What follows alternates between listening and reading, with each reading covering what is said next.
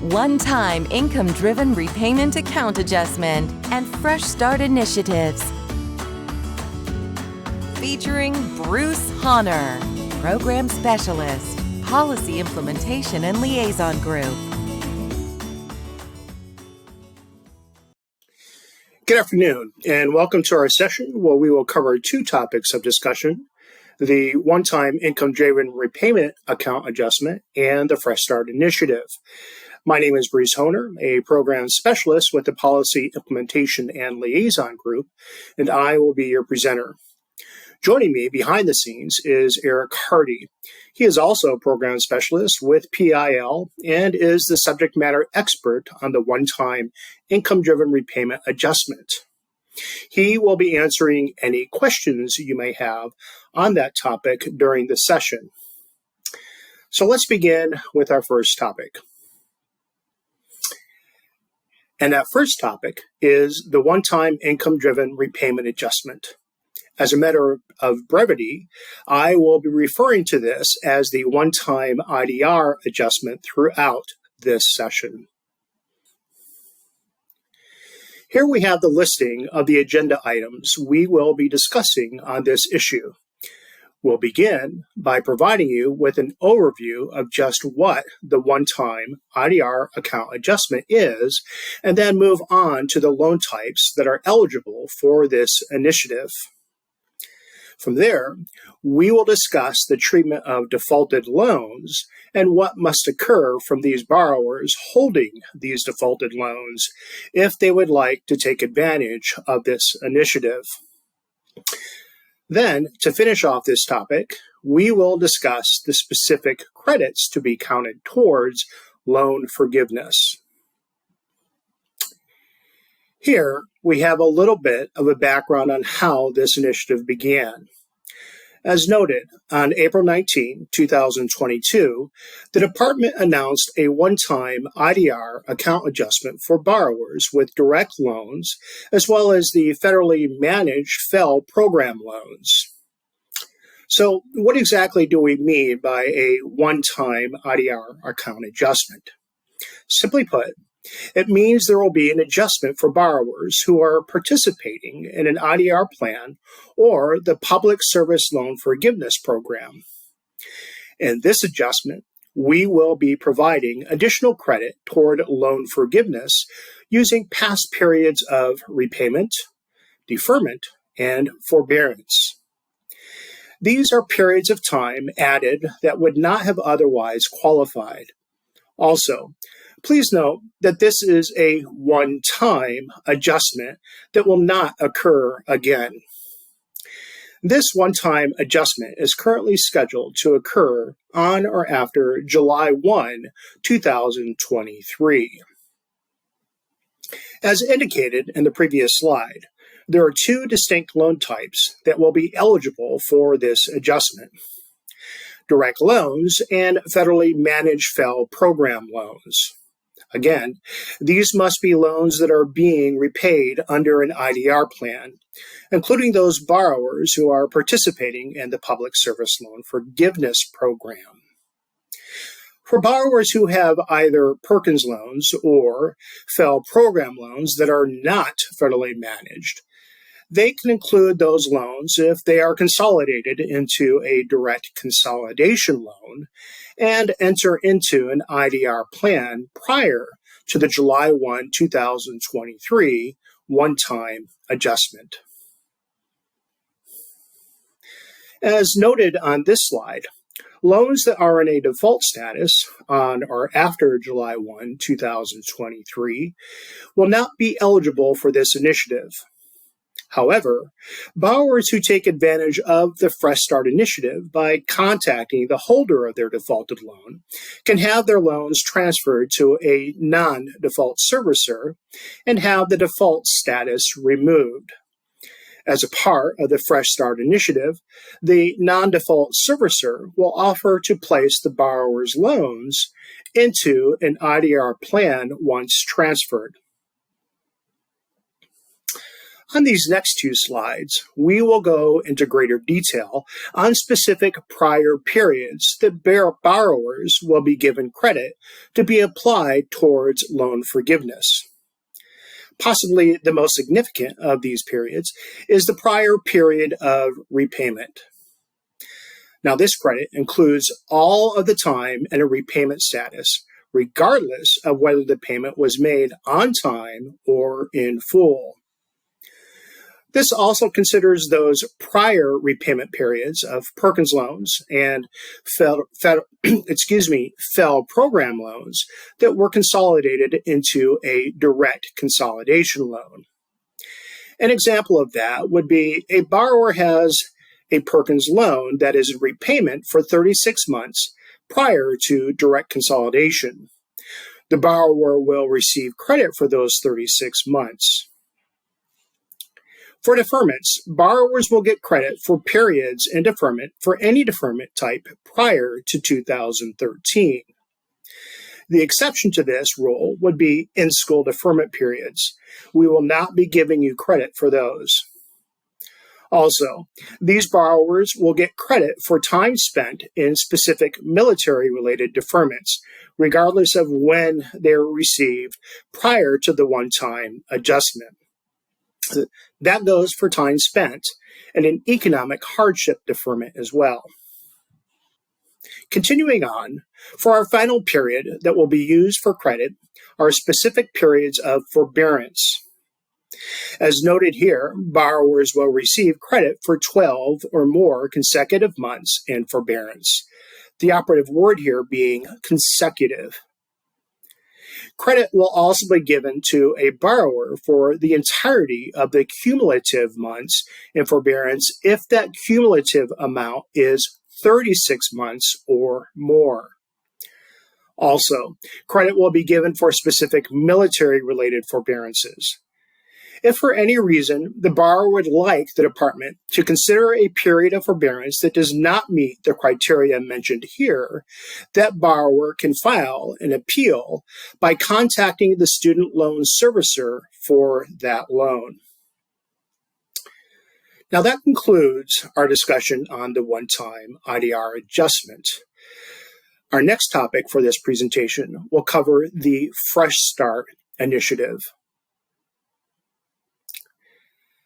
On the Fresh Start initiative, we will provide an overview on exactly what it is.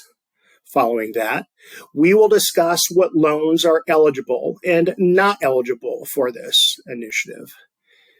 We will also learn about what is meant by the Fresh Start period and how that period will play a significant role on how Fresh Start is implemented. And finally, we will be providing clarifying operational guidance on Title IV aid eligibility in accordance with the published Dear Colleague letter, Gen 22-13, which provides guidance to schools, not surprisingly, on federal student aid eligibility for borrowers with defaulted loans. So, what is Fresh Start? To begin, the Fresh Start initiative was announced by the department on April 6, 2022. The overall intent is to provide borrowers a fresh start by eliminating the negative effects of holding a defaulted loan. Included in that is reestablishing the borrower's Title IV aid eligibility, as well as provide a pathway for borrowers to enter into a repayment status without an overdue balance. Here we have a more detailed listing of the many benefits defaulted borrowers can experience through the Fresh Start initiative. As noted earlier, the borrower will start without an overdue balance and have the opportunity to choose from various repayment options, including the opportunity to enter an income-driven repayment plan that has the potential of a lower monthly payment than if they were to remain in the standard 10-year repayment plan. Also mentioned earlier, the otherwise defaulted borrower has Title IV aid eligibility restored. This particular provision is available immediately. All borrowers need to do, in this case, is go to a school of choice and indicate they would like to enroll and receive federal student aid. The school will then guide these borrowers through a process that I will describe in a slide later in this presentation. Continuing down our list of benefits, borrowers who rehabilitated loans during the COVID payment pause will have the one-time rehabilitation restored for future use and the Fresh Start initiative applied in its place. Also, borrowers will receive the benefit of several credit reporting features as a result of restoring loans through Fresh Start. And finally, for those borrowers who were previously experiencing or would otherwise have the potential of experiencing involuntary collection, they will be protected from this occurring during the Fresh Start period. It should be noted that if a borrower redefaults thereafter, they may be subject to involuntary collections at that time. For the next two slides, we will discuss which loans are eligible for Fresh Start and which are not. To begin, let's discuss which loans are eligible. As indicated here, defaulted direct loans are eligible if they defaulted prior to March 13, 2020. We state prior to March 13, 2020, because that is when the COVID-19 payment pause began, and it is not possible for direct loans to default after that date. Also, defaulted FFEL loans that have defaulted prior to March 13, 2020 are eligible for Fresh Start. This includes FFEL loans that are held by a guarantor who paid an insurance claim to a FFEL lender, as well as defaulted ED-held FFEL loans that are serviced by Default Management Collection Services, also known as DMCS. They are the agency that services all ED-held defaulted loans. The reason we do not say FFEL loans defaulting after March 13, 2020 is because FFEL loans that are ED-held, like direct loans, could not possibly default after the start of the COVID-19 payment pause. And FFEL loans that had a default insurance claim by a guarantor to a FFEL lender after March 13, 2020 are subject to special mandatory assignment to the department in accordance with their colleague letter, Gen 2103. This is another way of saying that all FFEL loans are either prevented from defaulting after March 13, 2020, or will be restored if a default claim was paid after March 13, 2020, as a result of the expansion of COVID-19 flexibilities. Much like ED-held FFEL loans, the ED-held Perkins loans are also eligible for Fresh Start. Now that we have covered what loans are eligible, let's discuss which loans are not eligible. This is a straightforward list. As you can see, any school-held defaulted Perkins loan is not eligible. Any defaulted HEAL program loan is not eligible. Also, any federal student loan that is remaining with the Department of Justice is not eligible. And finally, any direct loan and FFEL loan that defaults after the end of the COVID payment pause is not eligible. I have already mentioned in brief what is being referred to as the Fresh Start period. The Fresh Start period essentially informs borrowers of when the opportunity to take advantage of the Fresh Start initiative ends. That means borrowers who have, from the time the announcement was made in April 2022 until the end of 1 year after the COVID-19 payment pause ends. To take full advantage of the Fresh Start initiative, borrowers will need to do one of two things. I will talk about those two options in just a moment. But first, I would like to explain what I mean by full advantage. Right now, Think of all of these borrowers as in a suspended animation environment until the end of 1 year following the COVID-19 payment pause. During that time, none of these borrowers will be reported as delinquent, nor will they be collected on by either DMCS or the guarantor holding a FFEL program loan that is Fresh Start eligible. This happens even if the borrower does not do any of the two options I'm about to discuss. Now, the first of the two options is that borrowers can contact the holder of their otherwise defaulted loan. This will be either DMCS or a guarantee agency, and they must request a transfer of their defaulted loan to a non-default servicer. The second option is they can simply enroll and request Title IV aid at an eligible school. When the borrower attempts the second option, the school will need to apply the guidance provided to them in Dear Colleague Letter Gen 22-13. What's very important to understand is that if a Fresh Start eligible borrower does not do either of these two options before the end of the Fresh Start period, their loans will immediately revert to regular default status, resume collections, and restore the original date of delinquency. For Fresh Start eligible borrowers who contact a school to enroll and who are requesting Title IV aid, we have provided detailed guidance in Gen 22-13 informing schools what must be done prior to dispersing aid to these borrowers. The first thing a school must do is maintain documentation in the student's file showing the borrower's loan defaulted prior to March 13, 2020. If it is a direct loan or Ed-held Perkins loan, we want the school to focus on the date the loan was transferred to DMCS.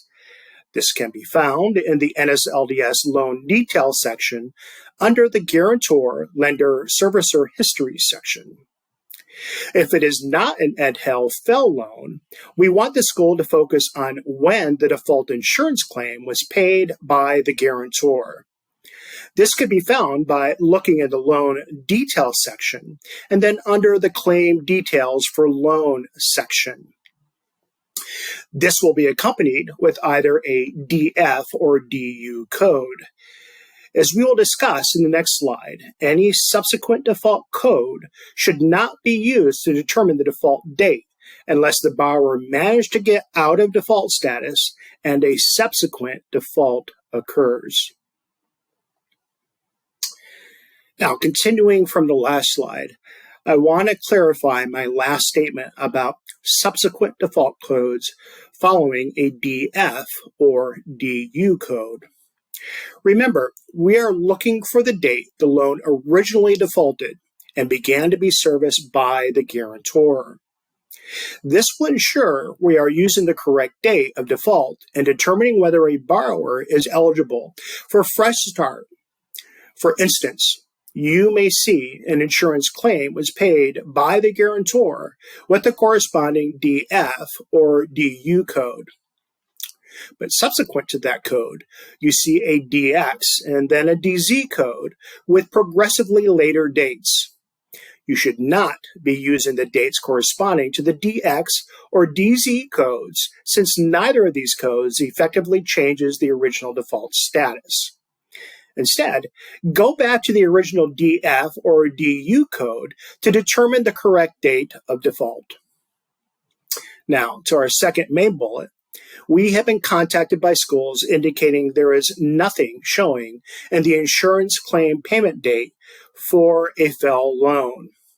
While this occurs, we want to check the guarantor lender servicer history, and you will find the holder is actually DMCS.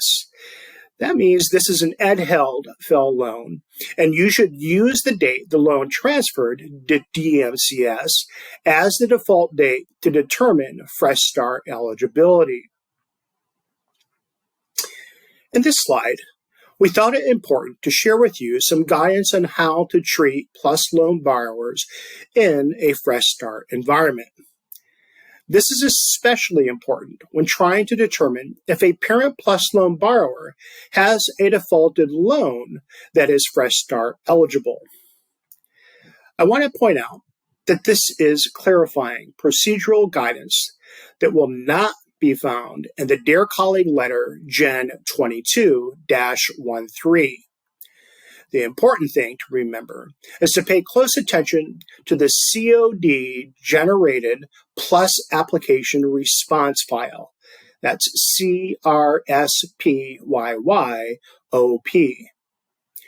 In it, you'll want to look at two fields, the credit decision status and the default overpayment code.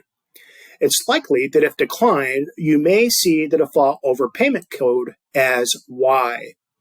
If that's the case, you'll want to check NSLDS to see if the borrower is eligible for Fresh Start using the guidance I shared with you in the previous slide. If they are, you will then want to maintain an NSLDS screenshot accordingly and have the parent sign and date an acknowledgement that I will discuss in the next slide. Once that is done, the borrower should file an appeal for an approval if there is nothing else causing an adverse history response.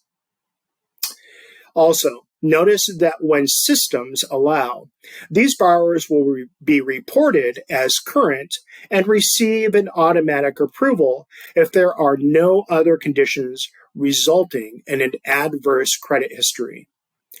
For these borrowers, while there is an approval in the credit decision status, you will see the default overpay code as Y for yes. For these borrowers, you must still obtain the screenshots and signed acknowledgement. That means you must be vigilant and pay close attention to the default overpay code every time you receive a PLUS application response file. I just mentioned the need for a signed and dated acknowledgement form from the borrower. This is something we require you to obtain from all of your Fresh Start eligible borrowers who are enrolled and are seeking to receive Title IV aid. More specifically, we require that you must use the exact language noted in Gen 22-13. Also noted here on this slide, the exception to that is you will obviously want to replace the full name placeholder with the student's actual name. Otherwise, know that you can maintain a signed and dated hard copy or an electronic version with an e-signature that adheres to e-Sign Act requirements. While this concludes the main part of our presentation, we would like to provide you with resources that you can refer to at your convenience. Here, we have two resources available to you on the topic of one-time IDR adjustments.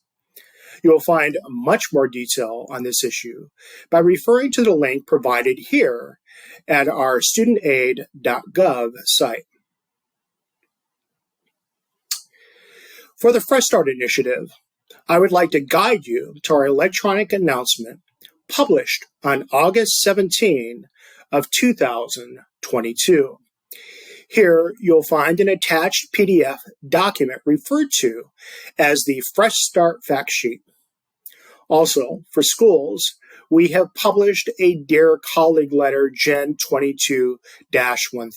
You already mentioned that several times through this presentation. Now, therein, you'll find very detailed operational guidance for schools to provide federal student aid to these qualifying defaulted borrowers. We have also provided the studentaid.gov link that will provide an overview of what the Fresh Start Initiative has to offer. From here, Eric and I will continue to answer your questions through the end of this session.